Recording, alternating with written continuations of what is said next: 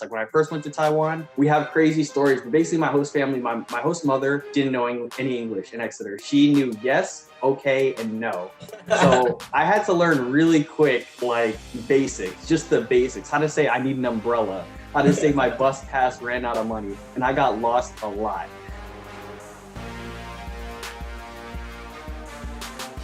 Welcome, friends. Today I'm joined by another friend, another very dear friend. I know that I say that all the time, but this time, this is about as dear as a friend as it gets. I am joined by the one and only Timothy Jones. Tim and I go way back. We've been friends almost 10 years now that I think about it. So that's quite a while. We have some history back in the day when we were playing League of Legends together to various escapades that we've had. And yeah, Tim has been a close friend. He's always living life, is the way that I described him. First, why don't we just have you introduce yourself, Tim? Tell us a little bit, just like the very bare basics, and then I'm going to ask you some personal probing questions.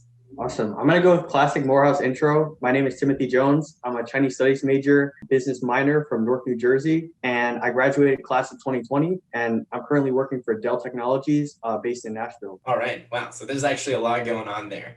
Maybe let's rewind a little bit and you can tell us about how you ended up in Morehouse. I'm going to take us back to like teenager Tim. Well, honestly, I had a couple of schools in mind. Coming from Exeter, going to Exeter, there's definitely a bar set. There's some expectations where, everyone's trying to get into Ivies. There's a big fuss, like it's a whole dramatic time period when people are getting college acceptances, college application time, things like that. But when I went to a lot of these schools, I was, looking at some of the schools up in Pennsylvania, things like that, just getting a feel for the college campus and things like that. And I was like, wow, these schools are really white. I know I told Kevin this and he definitely knows. My top pick was Tulane down in New Orleans. I went down to Tulane and, there's another HBCU.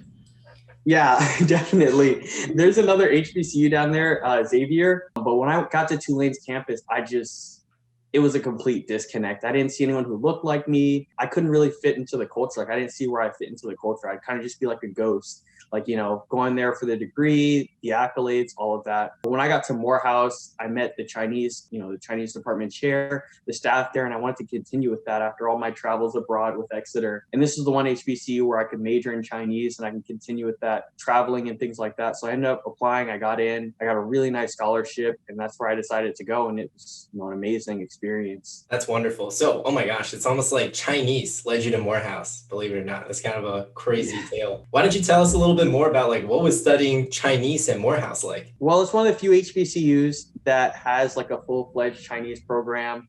It was really just beginning to blossom. Like the year I joined, they kind of sold me on some false promises, like, oh, there'd be a Chinese major. And, we have these abroad trips and things like that we do every summer. But when I got there, I realized that the infrastructure wasn't there. Taking Chinese at Exeter, we had the Taiwan trip, which I have tons of stories from.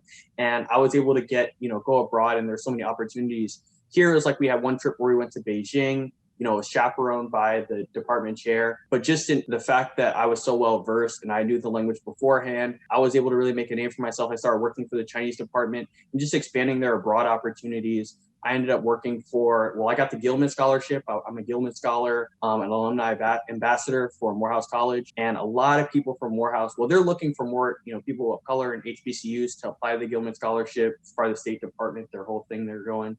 But I kind of bridged that gap because I had the language expertise and I also had the connections. So I made the most of that. I went to Taiwan again at Morehouse, and that was a real experience. Met a couple of Exonians. Shout out Carl Hahn. He went to Taiwan and Exeter too, and we linked up in college, and we both went out there, and it was a lot of fun. It was like Taiwan round 2, and we kind of knew the landscape. It was an eye-opening experience, like just being able to speak the language and be fully immersed. Like when I first went to Taiwan, we have crazy stories, but basically my host family, my host mother didn't know any English in Exeter. She knew yes, okay, and no. So I had to learn really quick, like basics, just the basics, how to say I need an umbrella, how to say my bus pass ran out of money. And I got lost a lot. So when I went back in college and my language skills developed, it was a whole new experience. I felt immersed. We had like people, like locals and things like that would just love talking to us. We had a seat reserved at the local 7-Eleven. We ended up meeting bankers, investors. We met a baseball coach. He like coached the national Taiwan team. He was a really weird guy. I'm not going to get into all of that, but he was really weird. But it was just fun times, man. Yeah, I want to explore some more of those fun times. I mean, Tim has a real talent for storytelling. But before we get there, maybe you can walk us through like what was the purpose of I'm talking about the second Taiwan trip where you went in college. Like, what was that for studying? What did a typical day as a college student abroad in Taiwan look like? It's really interesting, especially coming from the US. In Taiwan, and especially in Asian cultures nowadays, the college landscape is completely different. Whereas in America, we praise being an individual, and like individualism is something that is very dear to the American freedoms and the freedoms that we take for granted. Over there in Taiwan, a lot of those kids, a lot of those students don't gain a personality until like 25, until they graduate. They're kind of just a student and they just fly under the radar. And so us coming, full of character, ambitions, all types of past. Everyone had a crazy past in the US. And then basically running into people who like thought what we were doing was cool, but never really like put that much thought into what they wanted to do or what they were passionate about. I'm all about passion. I'm all about chasing your dreams. So that was the cultural aspect that I got from it. But professionally, I went there. I was looking for a job with the State Department. I was going to go into education. Kevin knows this. I was looking at the JET program and, going into English teaching abroad. And so I was, introduced to the Foreign Service. I met a lot of people who were in the State Department who were working in the Foreign Service, part of American Councils, who's also related to the State Department, and getting introduction into that, but just the money wasn't there. That was the only thing. I don't say that I'm a money motivated person, but money rules the world around me. So I'm very interpersonal. And just when I saw the space and, the ability to move up and how it was structured, I couldn't really get down with that. At the end of the day, these people were doing this is mostly for travel, less so for career development. It's not, working for the government is not something you do because you're like, I want to be the president of the United States one day. But if you go into business, it's like, I want to be a CEO one day. And that's more doable. Gotcha. So when did you go to Taiwan for the second time? Was that as a freshman or a sophomore? I believe that was my, in Exeter Exonian terms, I still think of the grading system in Exonian terms. That was my upper year. So I guess a junior year in college. So I was a lot older, had a good head on my shoulders, or at least, a feel for what I wanted to do. I was about 19. My birthday's in August. So I'm, that August, I ended up turning 20 and then I graduated when I was 21 or going into 21. So being 19 and traveling abroad, it's definitely scary, but I had been abroad so many times before that it was kind of just like, I'm used to living on my own. I'm used to living in a foreign country where it's like, I might be the only Black guy for miles, but it was a lot of fun. I met a lot of interesting people and just the life experiences I walked away with, hearing people's stories and things like that. I met so many different people, expats, like, US people who moved to Taiwan. Now they work there, they live there, and just hearing their experiences, it was eye-opening because a lot of people go there to escape. And the biggest thing I would say for traveling abroad and studying abroad that I learned is that there's very much a zero to hero mentality. You can live in America and kind of be a nobody or just, do what you got to do, fly under the radar. But over there, as an American, you come and you already have this mystique about you. You already have an interesting set of stories that people over there haven't heard or a narrative that's unfamiliar to the average individual over there. So it's very easy to go from zero to hero, and you can just be doing basic stuff, working on a US base or, being a helicopter technician, and it attracts this attention to you. Yeah. I'm wondering if you can tell us more about, you keep mentioning some of these characters that you met. I mean, feel free to take a moment to think about it, but was there a specific character or person who really left a mark on you while you're in Taiwan? I would say outside of the group that I was with, Carl and a lot of the other individuals who were on the trip with me, one of the Taiwanese people that left the biggest mark on me was, a girl I was talking to. She worked for the university. She was kind of like in a secretary role, just facilitating things. She ran part of the international studies office, and hearing her experiences and just like what life was really like for her in Taiwan. There's a big pressure on marriage. There's a big pressure, societally, and also in terms of the economy. The economy plays a much larger part in their lives than it does in America. It was really interesting to meet someone who wasn't tied up in Western culture. Like a lot of the students who are my age, they just want to hear about Western culture. They've known their culture their entire lives, and they want an escape from that. But being able to hear her authentic experiences, and I was introduced really into religion, like traditional Chinese religion, and just the many gods and things like that, and going to the temples. It got to the point where I would go to a temple before I had a test or the final or something like that, and just yeah, bye, like bring my incense and everything, make some donations, just because it was very interesting. And not only interesting, but it was something like you can spiritually connect to, because it's such a dedicated form of worship. It's not necessarily something where it's like our traditional forms of religion where it has to do with there's hierarchy within the religious chain and things like that. It's more so you go there and you pray to get what you want out of it.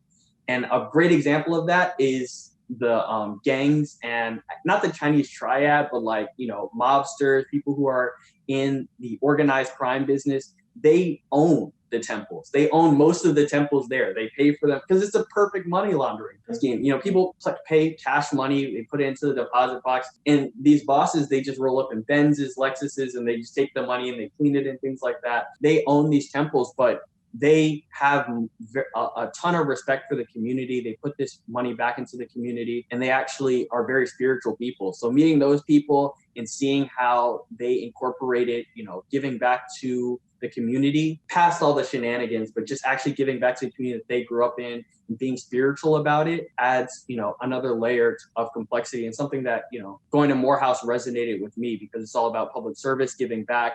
And I don't make it unless we all make it. I got my brother's back. That's one of the mottos. If you've ever been to Morehouse, if you ever know a Morehouse, if you ever met a Morehouse man, they'll be like, I got my brother's back. Yeah, man, I hear you. So it sounds like we the conversation has taken a little bit of a turn. We're talking about Morehouse culture and values. I was wondering if you can talk a little bit more about that. You went from Exeter, New Hampshire to Morehouse in Atlanta. So maybe you can talk a little bit about that transition. Was there any kind of like culture shock, or what did you experience? It wasn't really culture shock. It wasn't a degree. Obviously, Exeter, New Hampshire is not the warmest place. It's also not the most diverse place. Atlanta is like a mecca for people coming from around the world. I mean, there's an international airport. Just being around so many different people with so many different backgrounds and things. The key takeaway that I had, and which I'm so grateful I went to Morehouse for, is seeing the different shades of Blackness. I would always see, Blackness portrayed in the media and movies and things like that as being one thing, one culture,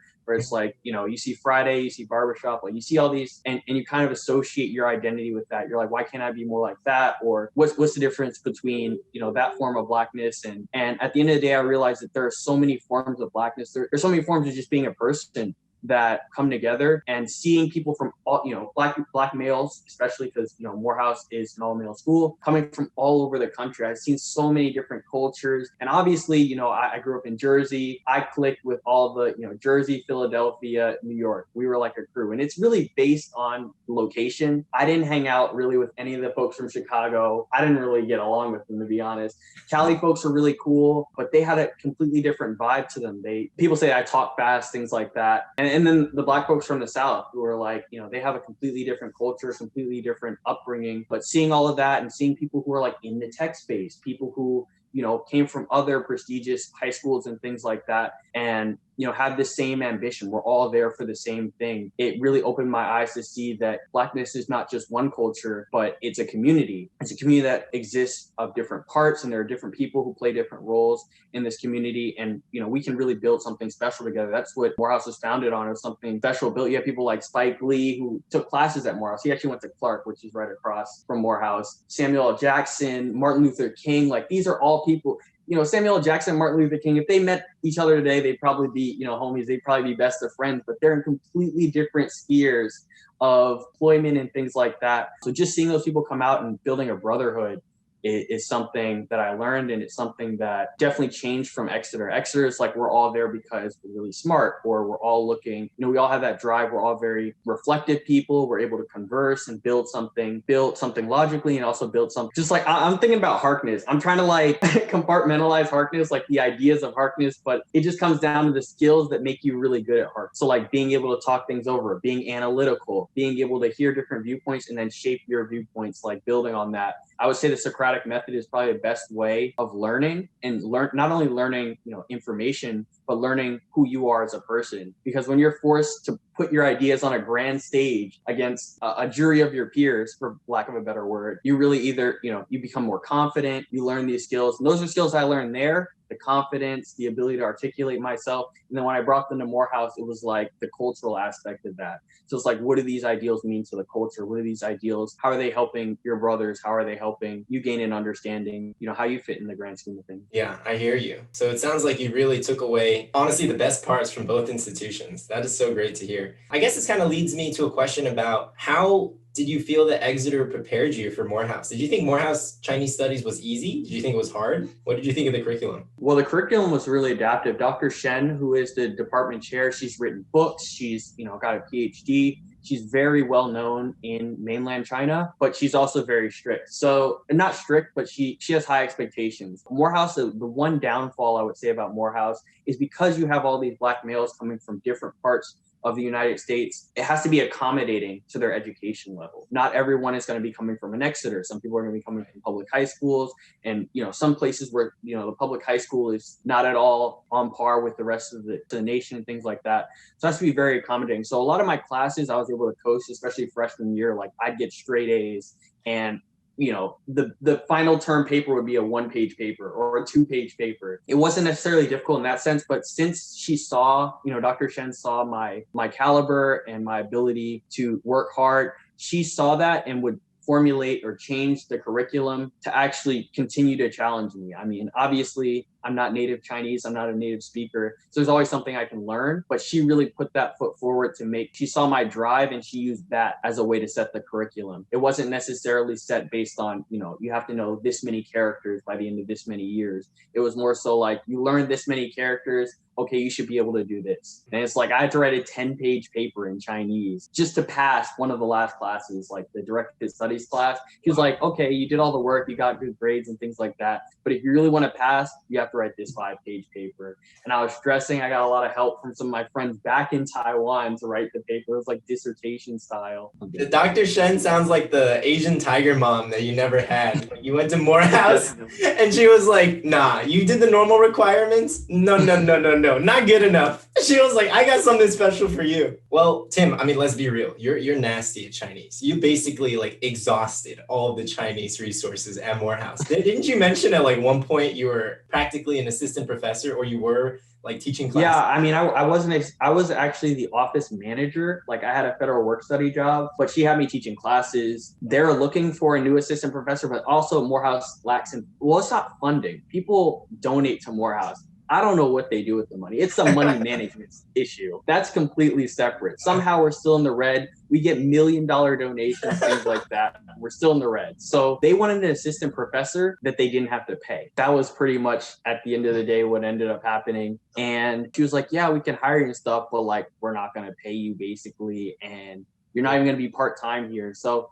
it was really bottlenecked. We only had 2 officially, employed professors. There was a department chair, and then there was Dr. Levine. He went to Yale for his master's degree. He's working on his doctorate degree, but those were the 2 locked in. And then we had Forrest, Chloe, a bunch of other, assistant teachers and things like that, because department was growing, but we didn't have the finances to keep full-time employees and things like that and pay them fairly. So I was offered that position after I graduated, but even if I had gone to the JET program, I would have been making more money. So it's not that it comes down to money. Maybe one day I'll go back to Morehouse and start teaching Chinese or something like that. But as it stands now, it's just, it wouldn't have even been a full-time gig, Okay, so maybe that's a good pivot to talk a little bit about your current job, which you mentioned that you work at Dell. Mm-hmm. I know that you've always been super passionate about computers and CS, not just software, but also hardware kind of side. So why don't you tell us, how did that happen? Were you thinking about Dell when you first got to Morehouse, or was it something more recent?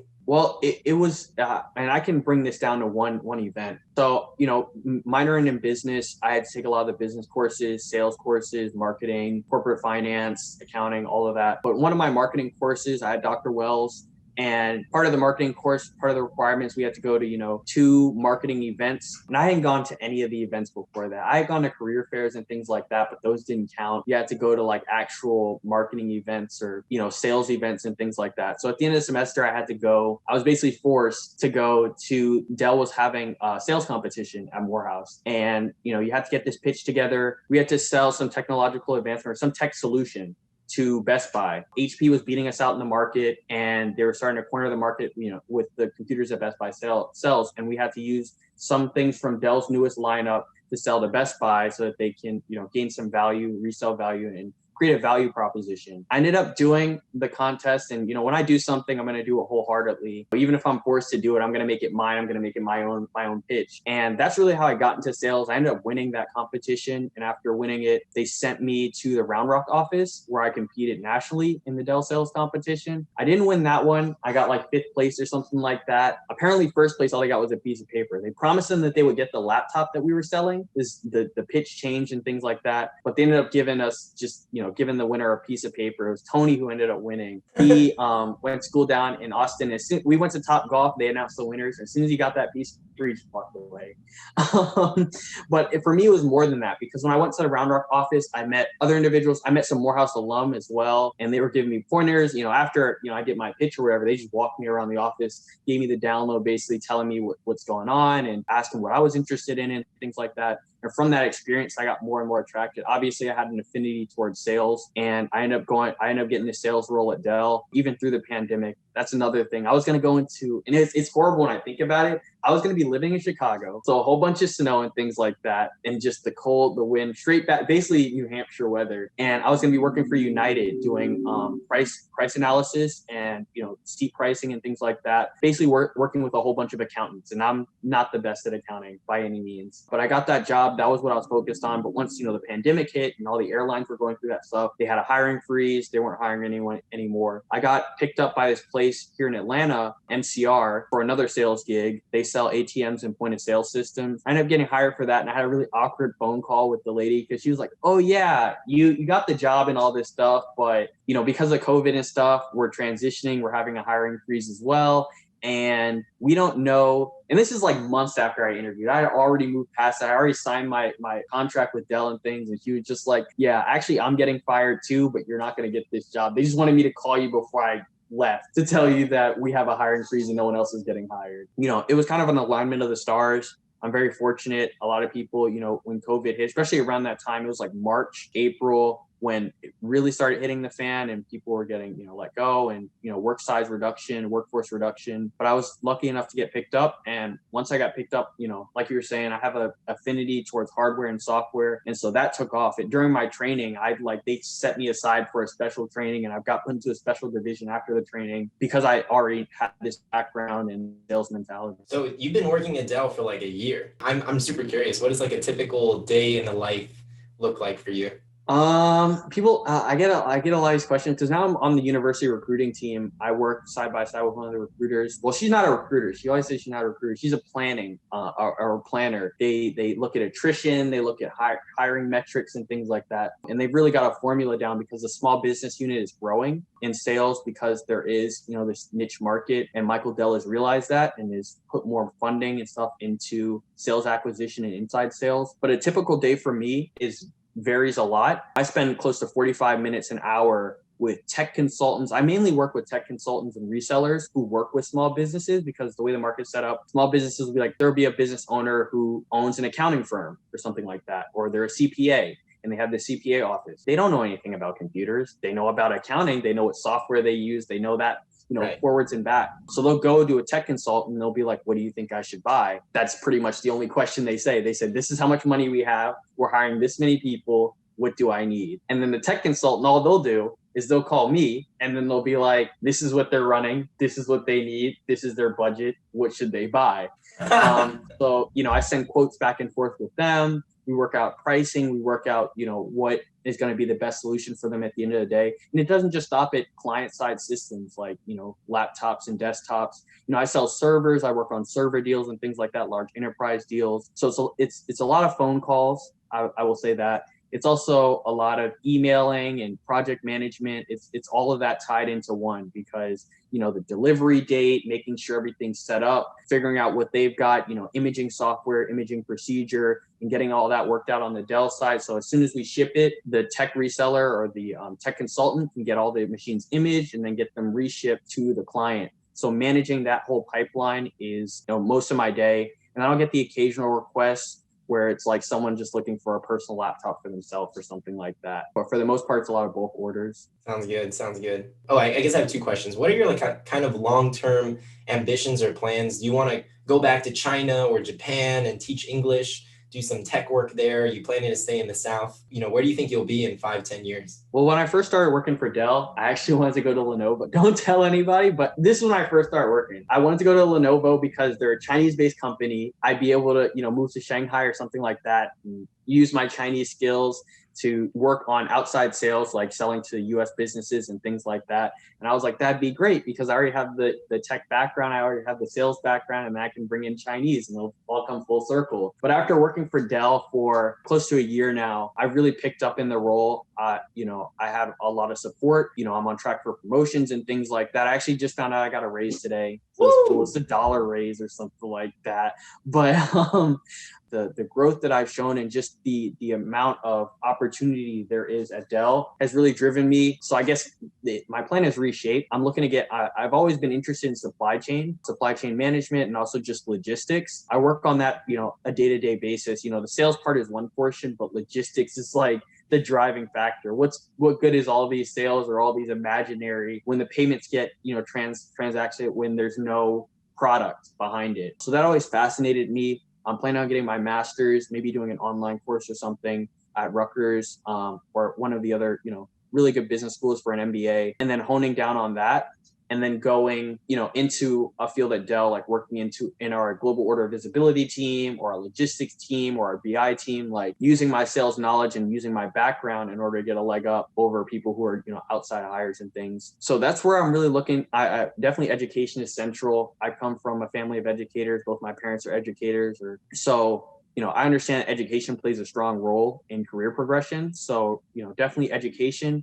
And then moving up within the company. Now, 10 years, like long term, I would want to open up my own international car dealership, like, importing cars from Japan, importing cars from Europe, and then selling them, exotic cars and things like that here in Atlanta or even in Miami. Nashville's great and all, but there's, it's not as bustling as, some of these meccas, but I know it's going to take a lot of capital for that. And also I'm going to need to get that logistics portion and supply chain portion under my belt in order to start facilitating shipping cars across the world and things like that to get them here. Wow. This man has a plan. He has a mission. I love it. All right, Tim. I guess the last question I was going to ask, it was kind of trivial, but how's living in Nashville? I don't think I know too many people living there. You moved out there. Are you okay? How's Nashville for you? Nashville's great. I think that it's telling. Well, I'm actually in Atlanta. I'm here. My dad's birthday was last weekend, so I celebrated with him. We went out. We went on this hunting trip down in South Georgia. It was a lot of fun. So I had to come down here for that. I'm probably going to be headed back up there soon, though, this weekend. And Nashville is very unique. After going to school in Atlanta for 4 years, it loses its effect because a lot of people are like, Nashville is going to be the next Atlanta. Nashville is definitely bustling. There's a nice downtown scene. It's really cool, but it's not Atlanta, And it's definitely not Exeter either. There's a lot of opportunity for jobs and things like that, especially in the medical sphere. So if you want to, there's a lot of opportunity there. The only problem for me is, it's borderline Midwest. It's kind of out of the way. I do enjoy it. I have so many stories from Nashville. Oh my God, please leave us with one story from Nashville, Tim. Jeez, I gotta think of something that's safe for work. So a lot of the shenanigans I get involved with are just pretty wild, like just stuff that you just feel like that's insane. Okay, so I'll start with when I met the game warden. So I go out. I like to go driving a lot in Nashville. I will say one thing about Tennessee. Tennessee is beautiful. People say Georgia's beautiful. There's a lot to see. Tennessee is absolutely stunning. You have the Great Smoky Mountains. You got Chattanooga. Like there's so much natural beauty. I just go driving. I'll drive through the mountains. I'll drive through valleys, go to lakes, Lake Gallatin and things like that. So the scenery is unparalleled. So I went out up to Cheatham County, just going through the mountains and things like that. It's gorgeous up there. I found out they end up there's a wildlife preserve and you can see pretty much every animal. Like it's like Bambi, but like on steroids. Like it's like the birds are flying down. You see blue jays, you see deer, coyote, foxes. So it's really amazing. It's really stunning. I ended up running into a hunter out there. So I think I ran over a nail when I was getting off the highway or something like that. It didn't deflate the tire until I got onto this rocky road. Basically, I had a flat tire and I was driving on all gravel, like a complete dirt road, like through the reservation or through the wildlife reserve. And I had a flat. I was like, I can't go anymore. Like basically, because there was so much gravel, my car kept sliding because it was one of the back tires. My car kept sliding. So I was like, damn, I'm just going to have to wait. Hope somebody has some fix a flat or something like that. I'm going to have to call a tow truck. And I called the AAA people and I try to give them my location and it's not actually a road. So the lady's like, I don't know where you are. I don't know what's going on. Where are we supposed to send the tow truck? What's the zip code? All these questions. And I'm just like, okay, this is a lost cause. So I hang up and someone in a truck comes by, Perry, and he sees my flat, he sees me on the side of the road. I have all the tools to fix a flat tire except for a spare. So he just comes because he just sees me on the phone, trying to figure out which street I can tell her that I'm on. And he drives by, he's like, oh, what happened? I saw this pretty crazy. It looks like you have a flat. What's going on? And I was just like, yeah, I got to get to the tire shop. I saw there's a tire shop down there. If I can just get a wheel up here, it'll be great. I'll be perfect. I'll be golden. And so he helps me out. We take the wheel off, put it in his truck. And we start driving back. It's probably like maybe 5 to 8 miles to get to this tire shop. I want to say 12, but that's to get back all the way to the highway. It's about 5 to 8 miles in that range. So we're driving and I'm with this stranger for 8 miles.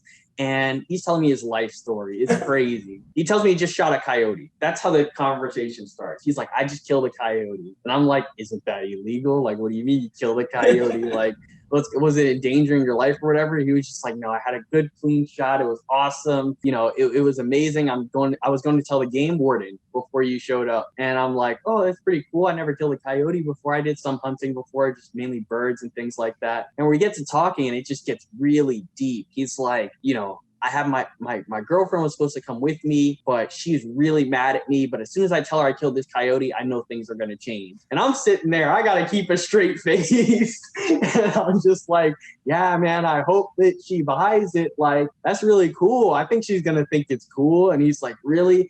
And then he tells me all this stuff. I cheated with her sister and all this crap. And I'm just thinking like, he's going to tell her he killed a coyote and this is supposed to fix things. And we're driving. He's going into all this detail about how he's messed up and how he's loved her for so long. And apparently a ladder flew under his truck, a whole crazy story. And we drive by the game warden's Trans Am. The game warden there drives a freaking, it's like, I don't know. It's like a movie, basically.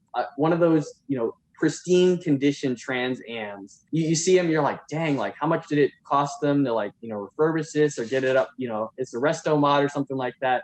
Basically looks brand new, 1984 Trans Am. And he's like, that's the game warden. He calls him up and we stop by the side of the road. The game warden pulls up behind us in this awesome Trans Am. It's like two-tone. It's like blue and red. It's wild.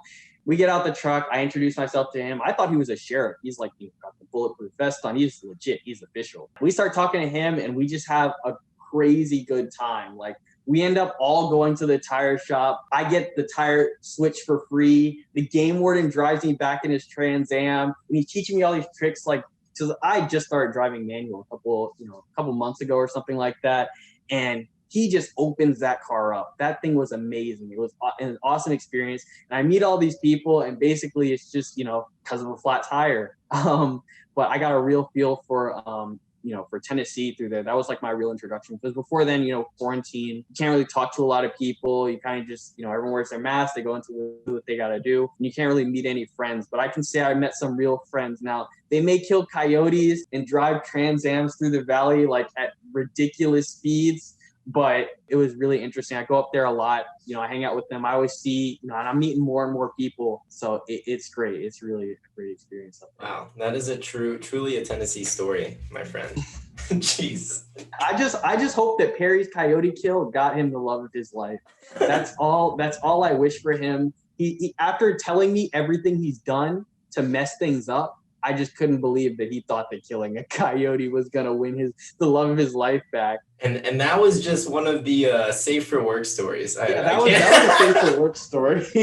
I'm not gonna tell you all the other crazy ones. Yeah, I don't know. I feel like it was a boring story, but it was crazy just meeting that many people. Like I was driving in, I saw these Trump flags and things like that. I'm thinking like, if I have a flat, like this is gonna be horrible. Like, I'm gonna have to end up walking this 12 miles back to this tire shop. But everyone was really friendly, and I know I love it there. I know all the sheriffs now and things like that. The game wardens introduced me to the sheriffs. I'm driving down. I'll be speeding. I'll be going like 90 or something, and I'll just wait till one of the sheriffs. So it's great. Tim. That was a true Tim Jones story. I need to get you back on this show. So anyways, thank you so much for joining us, Tim, and we'll catch you at the next one. All right? Take it easy. Cool. Take it easy.